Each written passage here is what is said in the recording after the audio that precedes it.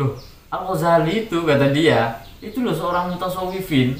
Jadi ngapain kamu suka Al-Ghazali tapi masuk ke jurusan filsafat? Wah, akhirnya saya kebetulan waktu itu dengan nerjemah ini saya bilang tahapan intelektual beliau itu loh banyak.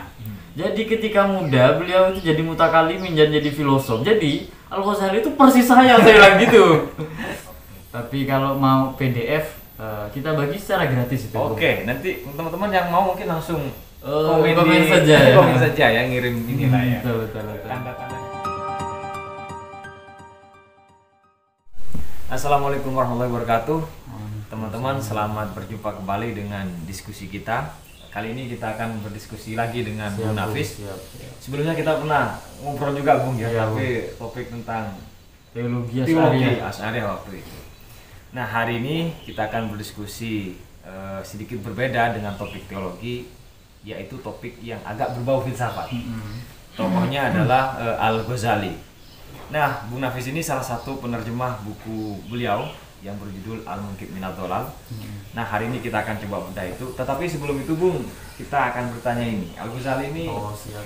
kadang sering disalahpahami sebagai pembunuh filsafat, sebagai orang yang anti rasional, skeptis dan seterusnya. Itu sebetulnya bagaimana itu sebetulnya? Betul kata situ tadi Bu. Memang kalau ngomong Al-Ghazali, satu tokoh ini sering dikampanyekan bahkan sebagai orang yang membunuh filsafat ya. Dan sering juga dikatakan skeptis, kemudian anti rasionalitas dan lain sebagainya. Cuma salah satu logika sederhana untuk membantah mereka yang menyatakan Al-Ghazali anti terhadap filsafat justru dari buku-buku Al-Ghazali sendiri, karena beliau kan menulis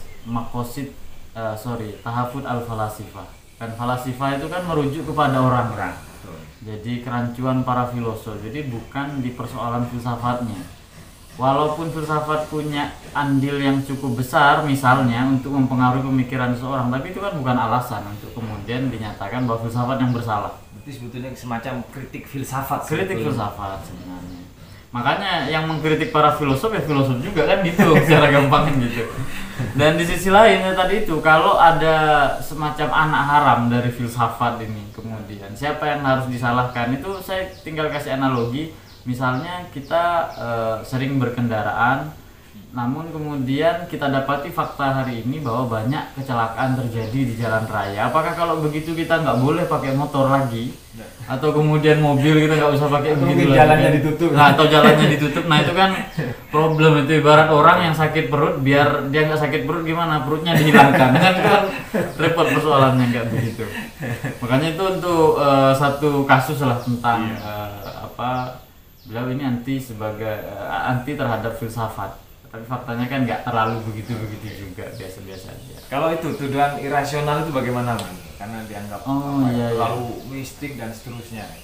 Biasanya memang seperti yang diceritakan dalam Al-Munqidh, itu memang beliau sempat melakukan verifikasi barangkali ya terhadap rasio. Awalnya dia percaya sama indera, kemudian kok indera kayaknya berdusta, akhirnya dia percaya kepada akal.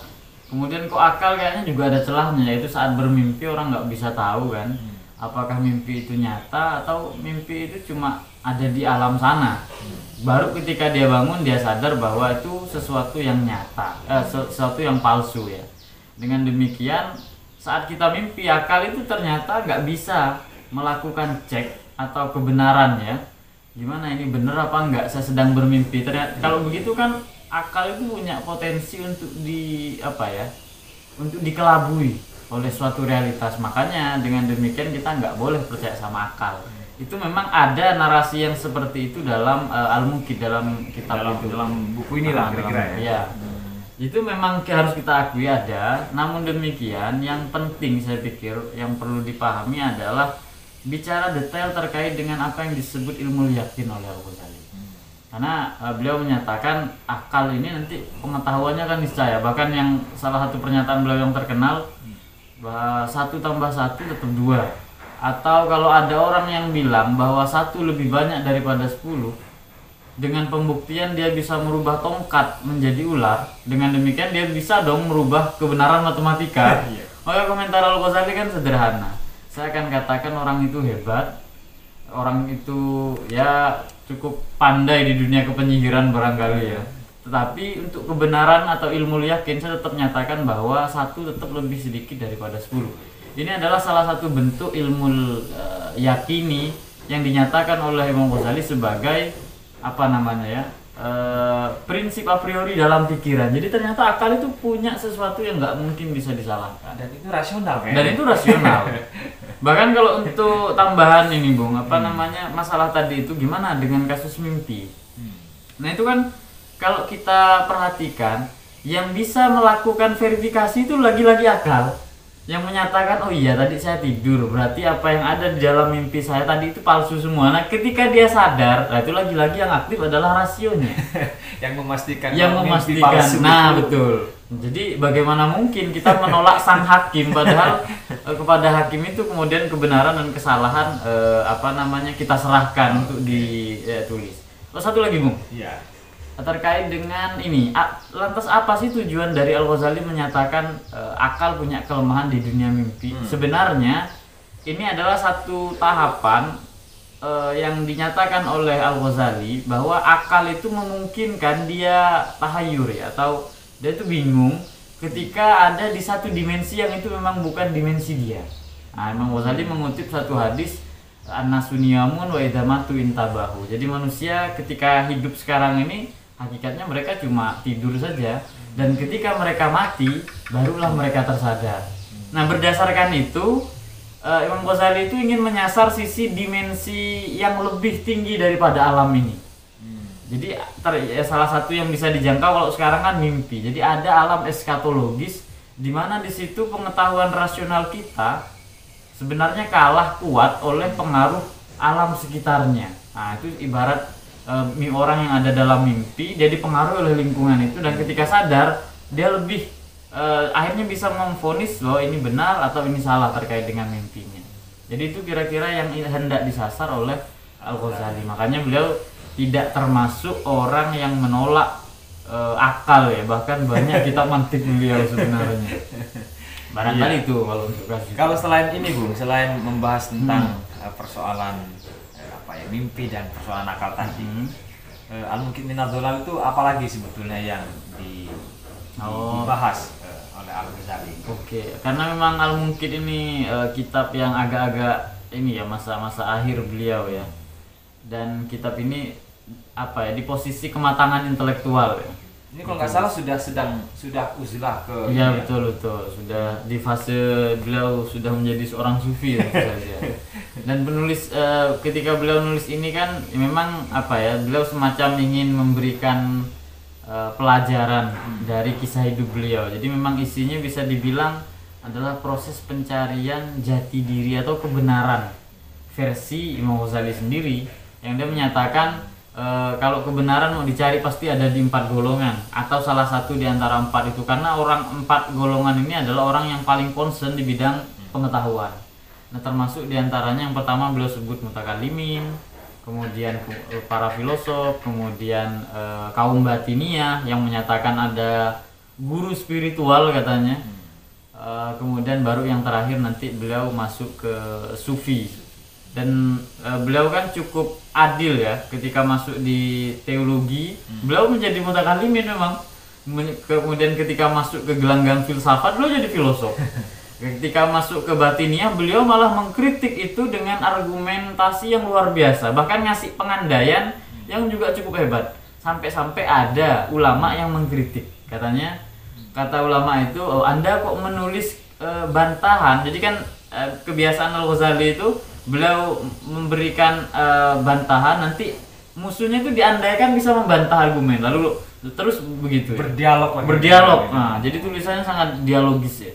Nah itu dikatakan oleh para ulama itu tulisan beliau ini terlalu dialogis, nggak mungkin kaum batinnya bisa secanggih itu dalam menarasikan logika katanya. sampai dikritik begitu, tak mungkin membalas secanggih itu. Iya, padahal itu kan asumsi atau pikiran yang ditulis oleh Al-Ghazali sendiri.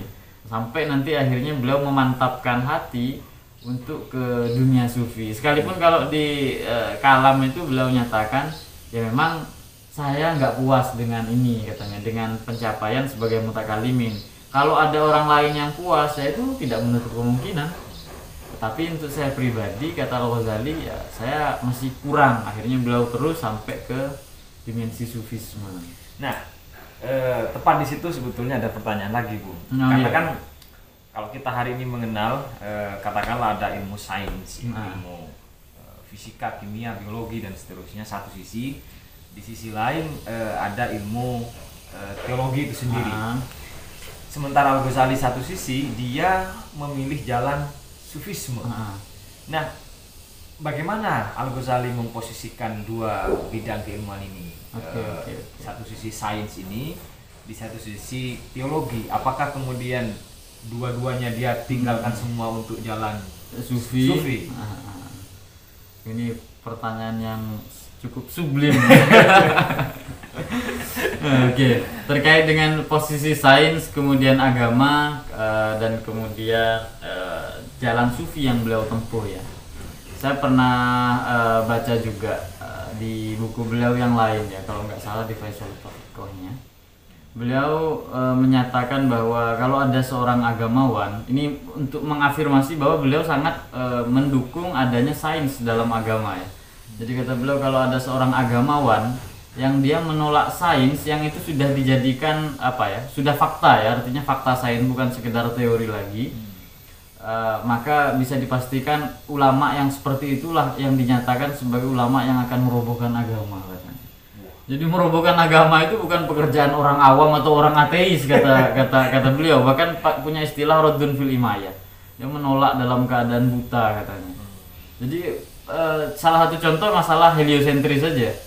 Jadi kalau ada yang menyatakan bahwa bumi adalah pusat tata surya, sementara fakta sains sudah menyatakan ya kita ini hanyalah planet yang mengelilingi matahari misalnya, maka itulah yang hakikatnya meruntuhkan tiang-tiang agama sebenarnya. Itu salah satu bukti bahwa Al-Ghazali cukup menerima terkait dengan perkembangan sains dari narasi. Sekalipun kita harus akui bahwa beliau kan memang bukan tokoh saintis. Kalau ada komentar Sulaiman Dunia ketika mengkritik Galen itu kan beliau tidak memposisikan sebagai seorang saintis, tetapi agamawan yang menggunakan logika untuk membantah argumen Galen terkait dengan kekekalan alam semesta kan itu. Jadi di masalah sains beliau no problem sebenarnya. Di masalah ilmu-ilmu agama yang lain juga apalagi ya, bahkan Ihya Ulumuddin itu kan spirit utamanya adalah menghidupkan pengetahuan agama. Apa yang dimaksud? Jangan sampai pengetahuan agama itu hanya hanya semata hanya dibaca kemudian didiskusikan. Jangan sampai seperti itu, melainkan ada dimensi spiritual yang harus dihidupkan. Makanya beliau masuk ke dimensi sufi. Ya kira-kira itu kalau untuk posisi secara umum. Jadi sebetulnya teologi nggak sepenuhnya dibuang. Betul. Diposisikan dengan tepat kira-kira ya. Baik. Nah, kalau hubungannya dengan tahafut Al-Falasifah gimana buku ini? Kalau di tahafut kan dia 20 ini ya. Mengkritik betul tuh ya, betul. beberapa pemikir sebelumnya, terutama Al-Farabi dan Ibnu Sina ya. Kalau buku ini bagaimana? Apakah ada nggak yang dikoreksi di dalam tahafut di dalam Al-Muqit ini?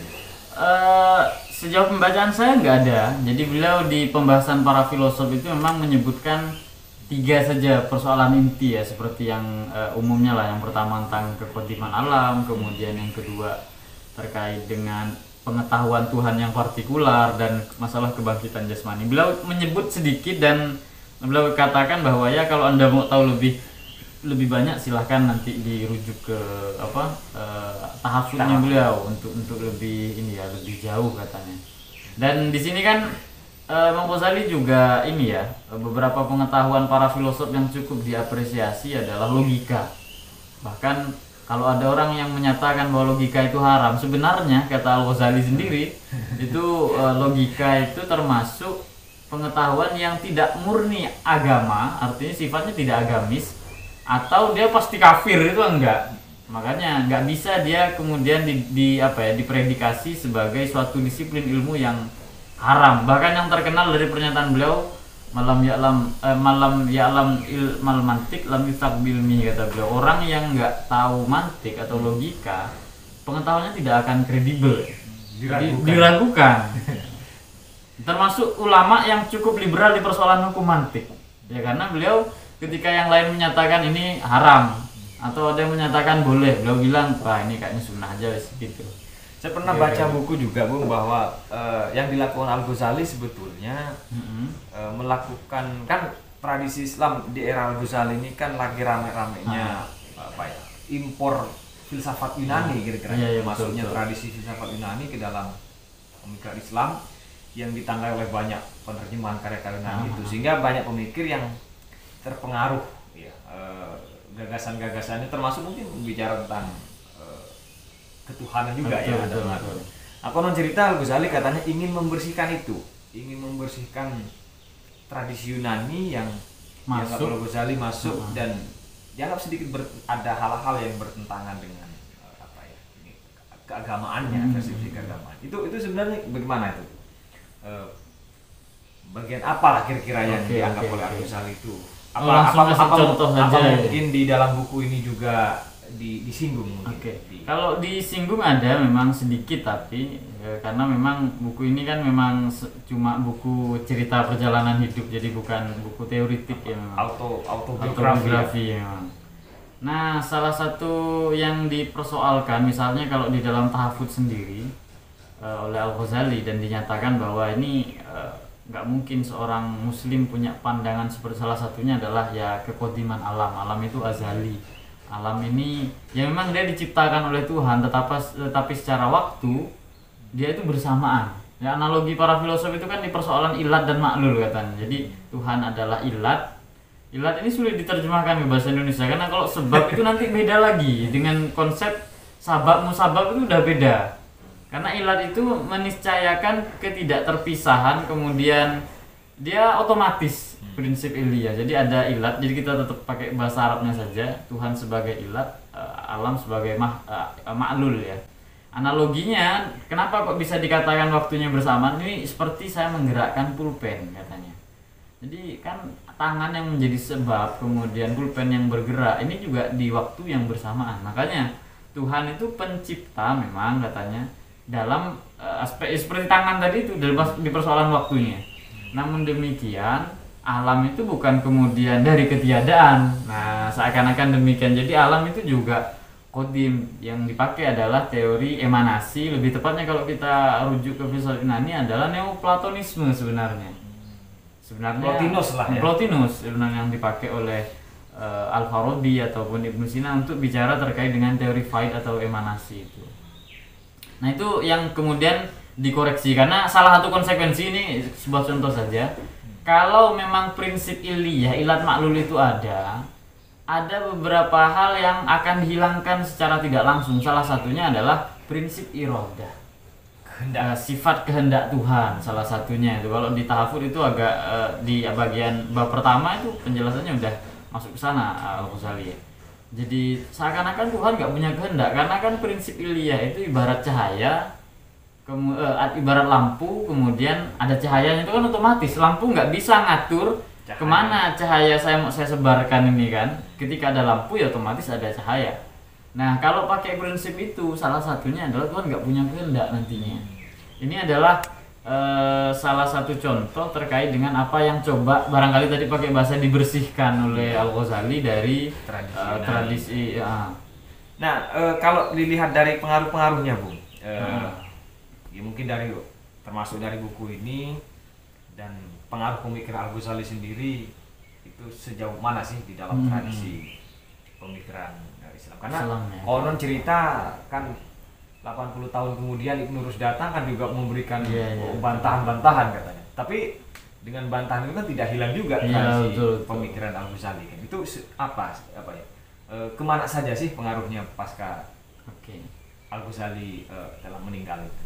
Salah satu pengaruh ini saya nggak tahu bisa dibilang positif atau negatif ya. Karena ini sebagai pengalaman kita yang hidup di Indonesia, yang artinya jauh lah dari tempatnya Al-Ghazali ya. Kita kan menganggap beliau adalah tokoh tokoh mutasawwifin. Jadi beliau adalah seorang sufi, seorang yang bijak. Jadi untuk mengenal beliau sebagai seorang filosof itu udah agak jarang. Itu yang saya alami dulu.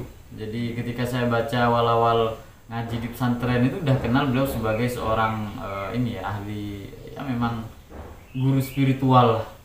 Jadi beliau nggak dikenal sebagai seorang pemikir, bahkan beliau juga tidak begitu dikenal sebagai mutakallimin. Padahal beliau ya sebenarnya kan di situ. Itu barangkali adalah salah satu bentuk pengaruh, karena memang ketika beliau memasuki dimensi sufisme, memang beliau concern di situ kan. Bukan dalam arti mengabaikan yang lain. Untungnya memang beliau ini sudah produktif sejak muda sebelum jadi sufi. Sebelum jadi sufi, makanya kita bisa melacak literatur yang bicara terkait dengan sisi betapa rasionalnya. Atau mungkin para pelajar filsafat Islam jangan buru-buru jadi sufi. Nah, ya. betul. Harusnya gitu sebenarnya, Bung. Kalau memang ingin meneladani lah barangkali di dimensi pemikiran. Itu salah satu yang sangat jelas adalah gabungan antara fikih dan ini pencapaian prestasi terbesar ya, fikih dan tasawuf di era beliau. Karena era sebelum beliau itu rata-rata memang antara orang yang ahli fikih dengan ahli tasawuf itu kontras sekali. Tapi di era beliau ini beliau bisa mendamaikan dua kalangan itu. Artinya orang sufi nggak alergi atau tidak menyatakan ahli fikih itu sebagai orang rendahan. Ahli tasawuf pun tidak menyatakan orang yang ahli fikih itu tidak menyatakan bahwa aliran tasawuf itu haram dan bid'ah dan seterusnya. Jadi tidak lain dan tidak bukan adalah gara-gara beliau memadukan itu, karena memang di era beliau itu pertentangan yang cukup tajam sebenarnya. Ini salah satu pengaruh ya yang sampai sekarang bisa kita rasakan. Makanya beliau akhirnya karena memang membawa pengaruh yang seperti itu justru dikenal sebagai mutasawwifin, yang juga ahli fikih, yang secara gampang tasawuf yang menggunakan syariat. Itu kan sampai ada ujar-ujar kalau dari guru kita itu pokoknya kalau udah tasawuf Al-Ghazali gitu kan. Mungkin itu yang membuat Al-Ghazali itu di Indonesia lebih mudah dikenal di kalangan pesantren. Betul. Justru sisi itunya saja bahkan sebagai ketimbang beberapa pemikir muslim yang lain gitu. Betul. Baik, saya ingin mendalami sedikit soal ini, Bu. Soal tasawuf ini kan kalau dilihat dari tradisi pemikirannya kan macam-macam, banyak juga ya. Termasuk versinya si Al-Ghazali yang ada di dalam buku. Apa kekhasan dari tasawufnya si Al-Ghazali ini dibanding beberapa para pemikir semua? Kalau kita lihat Al-Khalaj kan jadi anak Al-Haq dan kemudian itu kan problem ya, kan dia pada akhirnya harus digantung juga ya. Syekh Jenar juga akhirnya mengalami hal yang sama dengan perjalanan yang mistik kayak gitu. Kalau Al-Ghazali ini apa sih sebetulnya kekhasannya dibanding beberapa ini? Biasanya kalau dalam tradisi kita itu kan ada ada istilah dalam tasawuf kita mengikuti Imam Junaid Al-Baghdadi dan Imam Ghazali. Biasanya kan ada gitu. Ya karena memang corak sufinya beda ya. Kalau Al-Ghazali itu tasawuf yang diberangkatkan dari fikih. Secara gampang adalah orang yang ahli ibadah, ini gimana caranya nggak monoton cuma ibadah lalu nanti diakalin sama setan, kan kira-kira gitu. Jadi gimana caranya jadi sufi dengan perangkat pengetahuan atau ibadah yang dia punya. Sementara kalau Imam Junaid itu lebih teoritik ya, karena memberangkatkan ilmu kalam atau beliau menyebutnya ilmu tauhid, bahkan menyebut tauhid babu tasawuf itu kan terkenal dalam rosailnya Imam Junaid. Jadi beliau menyatakan bahwa ya ilmu tauhid atau secara umum kalam adalah satu pintu untuk memasuki dimensi tasawuf. Makanya lebih teoritik, lebih sulit. Dan kurang banyak ya emang nggak banyak peminat ya kalau udah bernuansa teori kan kira-kira gitu. Nah, sementara Ghazali kan enggak, dia justru buat buku-buku semisal Minhajul Abidin, ini metodologi orang yang ahli ibadah biar nanti masuk ke dimensi lebih sederhana gitu. Ya betul. Secara gampang kamu tobat nanti jadi sufi, seakan-akan demikian. Makanya ya lebih bisa diterima oleh banyak orang. Itu menunjukkan bahwa kaum abid justru lebih banyak daripada kaum yang akil kan begitu. Atau dalam kasus ini alim ya. Nah, jadi memang ahli ibadah atau yang ahli pengetahuan yang praktis itu lebih tinggi, lebih banyak memang. Itu kekhasannya lah. Ya, kalau mau baca buku ini, Bung, nikmatnya tuh gimana? Karena Al-Ghazali kan punya banyak buku nih ya. Kita kan tentu mau mulai dari mana nih baca buku Al-Ghazali. Kira-kira kalau buku Al-Munqidh ini dibaca setelah baca buku yang mana? Biar terasa apa ya? Tidak terasa terlalu awal memulai dan tidak terlalu terlambat untuk membaca. Betul. Kalau bagi saya ini memang saya tidak membaca Al-Munqidh itu pertama. Jadi buku beliau yang saya baca itu bukan Al-Munqidh memang. Namun seandainya seperti sekarang saya di posisi awal, saya tetap akan memilih Al-Munqidh itu buku pertama yang harusnya dibaca menurut saya. Alasannya adalah buku ini kan autobiografi. Jadi dan saya suka itu kalau udah beliau pakai istilah saya dulu gini, saya dulu itu kayak kita baca itu menceritakan pengalaman. Betul. Jadi kayak kita ketemu dengan orang lalu orang itu cerita tentang dirinya sendiri. Itu dan ini tapi kan cerita filosofis ya. Nah, tentu filosofis ya karena memang yang nulis orang luar biasa. Jadi beliau cerita terkait dengan pengalaman mencari ini. Kemudian yang saya agak iri itu ketika beliau bilang ya sejak muda saya udah senang ilmu. Artinya memang kalau main-main kayak anak-anak itu memang beliau nggak tahu ya hobinya itu nggak gitu katanya. Memang sejak kecil itu udah cinta sama pengetahuan. Nah itu yang apa ya buat iri lah. Bahkan kalau di momen-momen beliau sakit itu ya, beliau sakit yang dikatakan skeptis oleh Descartes tapi saya kurang 2 bulan sekitar 2 bulanan. Beliau kan bilang saya ini ya kalau udah sakit katanya obat saya yang paling manjur itu 2. Kalau nggak belajar yang ngajar. Tapi ketika beliau didera oleh penyakit itu nggak bisa. Beliau ngajar mulutnya keluh, mau belajar juga nggak konsen katanya. Jadi ini salah satu apa ya, kok bisa ya ada orang sakit obatnya malah ngaji. Saya kadang kan gitu. Kita loh kadang kalau belajar itu malah sakit jadinya. Ini salah satu hal yang apa ya kita bisa ambil. Dan karena ini peta, jadi beliau udah kasih seakan-akan ini loh, saya di tahap pertama ini. Artinya kalau ketemu buku-buku kalamnya, ya beliau ada di tahap itu memang. Lalu kesini tuh lebih enak menurut saya membaca. Dan nanti nggak ada justifikasi yang ini, yang agak serampangan. Karena saya pernah ini cerita ini Bung ya. Ada seorang ustadz, waktu itu saya udah masuk di sekolah filsafat ya. Pas saya pulang ke Pontianak itu ditanya, kamu ngapain masuk filsafat katanya. Akhirnya saya bilang, ya iseng aja saya bilang gitu. Terus ditanya lebih detail, siapa tokoh favoritmu? Kalau di filsafat apa barat apa? Enggak, saya senang Al-Ghazali. Dalam kalam saya tetap senang Ar-Razi, saya bilang gitu. Loh, Al-Ghazali itu kata dia, itu loh seorang mutasawwifin. Jadi ngapain kamu suka Al-Ghazali tapi masuk ke jurusan filsafat? Wah, akhirnya saya kebetulan waktu itu dengan nerjemah ini saya bilang, tahapan intelektual beliau itu loh banyak. Jadi ketika muda beliau itu jadi mutakalimin dan jadi filosof. Jadi Al-Ghazali itu persis saya bilang gitu ke orang itu ya. Jadi kalau saya disuruh jadi sufi itu justru saya menyelingkuhi perjalanan hidupnya Al-Ghazali. Tahapan-tahapan. Nah betul. Jadi kan memang jenengan sepuh gitu harusnya jadi Al-Ghazali kan gitu. Ya ini semacam roadmap ini ya, roadmap pemikiran Al-Ghazali dari awal sampai akhir dia menjadi seorang sufi. Mungkin teman-teman nanti bisa coba ya kalau pengen baca buku ini. Ini sudah ada terjemahan versi Indonesia tentu saja. Indonesia Arab Bung. Cuma kalau ini kan Arabnya di belakang.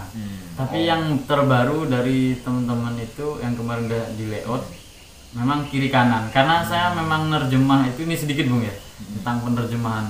Saya kan berupaya gimana caranya menerjemah itu tidak mereduksi karena agak sulit juga. Karena transliterasi memang ya situ kan juga penerjemah mesti tahu kan ya problem-problemnya. Nah, itu sebetulnya ingin saya dalami berikutnya ya. Jadi siap. Sebelum itu teman-teman kalau perlu buku ini mungkin sudah ada di toko buku ada. Dan mungkin akan dicetak lagi Bung ya. Iya betul. Dengan 2 versi. Ada versi bahasa Indonesia dan bahasa Arabnya. Kiri dan kanan. Jadi bisa kita belajar lebih mengkomparasi teks terjemah dan aslinya biar tidak terlalu tergelincir kemana-mana. Betul. Baik Bung, ini mungkin pertanyaan terakhir ini berhubungan dengan proses penerjemahan ini. Apa saja yang dialami dalam proses penerjemahan ini? Mungkin kalau kesulitan atau mungkin juga ada mistiknya. Gimana ini? Dan mengapa kok memilih menerjemahkan buku ini ketimbang yang lain? Sebenarnya jawaban saya masih sama ya. Sebenarnya iseng waktu itu. Jadi saya ingat 2018 insya Allah itu ada hataman Ramadan. Nah, kita ngaji ke guru kita bersama, ke Pak Jofir. Kebetulan kitab yang beliau pilih memang Al-Munqidh Minadh Dhalal. Nah, saya waktu itu kok mikir ini apa saya terjemah aja ya, karena waktu itu ada teman saya itu bawa Fauzi itu Bung. Nah, dia ngasih ini ada buku bagus katanya terjemahan Al-Munqidh ini. Saya baca terutama di bagian logika loh, kok begini. Kan kayak muqaddimah nggak bisa diartikan pengantar, harus tetap diartikan premis, itu kan terminologi mantik gitu kan. Nah, kok banyak yang agak aneh-aneh begini terjemahannya, kurang tepat menurut saya. Tapi akhirnya saya kebetulan malamnya ngaji beliau, sebelum ngaji saya tuh nerjemah dulu untuk nanti kemudian jadi saya nggak perlu minta tasih lagi kan, ini benar apa enggak, karena beliau kan malamnya udah baca, jadi kalau terjemahan saya sama, oh ya sudah berarti benar, nggak ada yang berbeda berarti ya nggak masalah.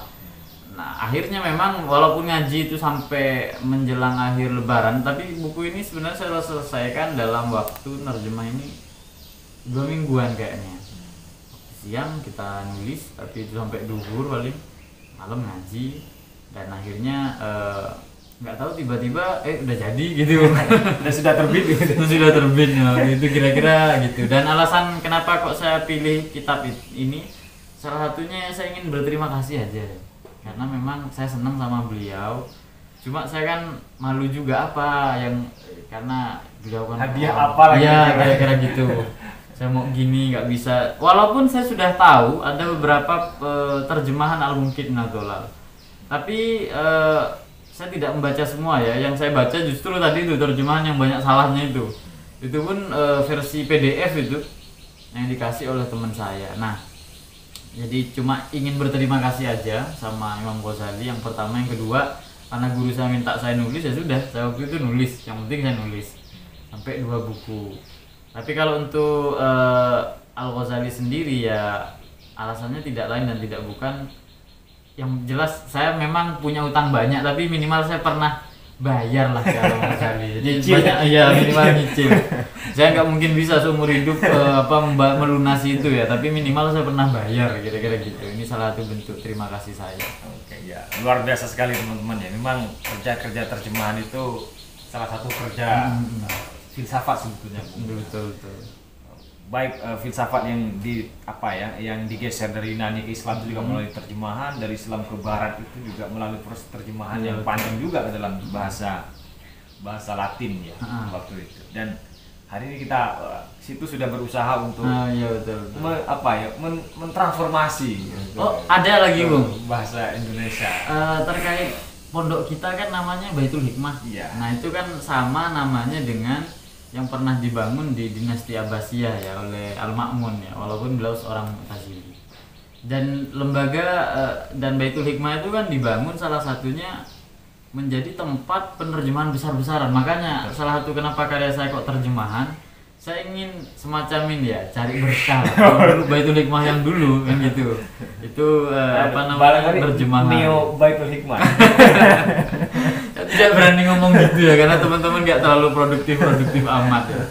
Tapi setidaknya itu salah satu bentuk dulu gini ya, sudah saya ingin mengulangi sejarah dalam versi yang sangat minim sekali barangkali. Itu terkait dengan kenapa kok nerjemah daripada nulis buku sendiri.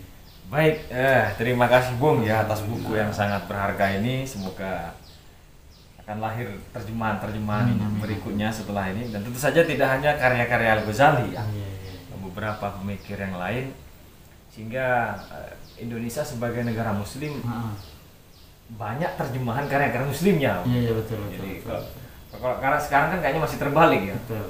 Yang terjadi masih sedikit nih, dan kita sudah memulai seperti ini. Baik, terima kasih Bung atas waktunya dan atas ceritanya tentang isi buku ini dan pengalamannya menjadi seorang penerjemah. Saya kira itu teman-teman, kurang lebihnya maaf. Ini Bung, silakan. Sebentar Bung, saya ini untuk teman-teman yang nonton barangkali memang mau buku ini, saya mau ngasih yang udah terbaru memang, tapi bentuk PDF. Kalau nanti ada yang berkenan, nanti kita kasih kalau memang mau versi PDF-nya. Tapi kalau mau dicetak ya mungkin ada di pasar ya. Tapi kalau mau PDF kita bagi secara gratis itu. Oke, nanti teman-teman yang mau mungkin langsung komen saja ya. komen saja ya, ngirim inilah ya. Betul. Tanda-tanda yang bisa kita kontak untuk dapat buku ini. Wah, spesial sekali nih ya buat para penikmat cahaya merah tentu saja. Siap Bung, siap. Baik, terima kasih Bung, terima kasih atas waktunya. Saya kira itu teman-teman, kurang lebih maaf. Assalamualaikum warahmatullahi wabarakatuh. Waalaikumsalam warahmatullahi wabarakatuh.